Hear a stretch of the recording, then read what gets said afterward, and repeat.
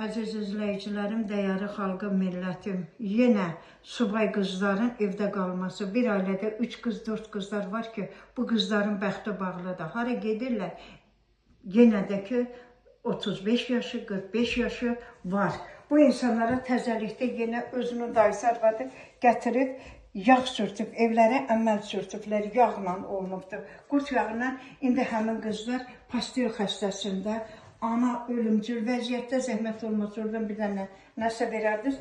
Budur, bax bunlara. Həmin bu evdə bu qızların yataq otaqlarıdır ki, bura əməl olunub, yağ sürtülür. Təzəliyirlər əməli. Bu yağ çoxdandan olduğu üçün fikir verin. Ondan əməllər təzə yağ olunubdur. Ruzi qismətə də təsir edir. Qızlar işləyə bilmirlər, ali savadlıdırlar, tərbiyəli, əxlaqlı qızlardır. Azərbaycanın qızları çox tərbiyəli, əxlaqlıdırlar. O cümlədən oğlanlarımızda.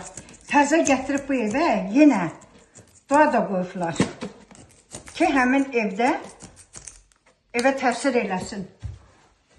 Ölüm çıxsın. Ölüm xəbəri çıxmaqdan ötəri eləyiblər. Bunu kim eləyibdir? Bunu öz dayısı arvadı eləyibdir. Nədir burada? Burada dua var. Dua basırılıbdır, dua qoyulubdur. Həmin qızlar buradan keçirlər. Budur.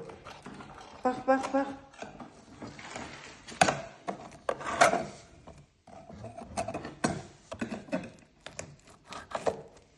Budur. Həmin duanı buraya qoyubdular.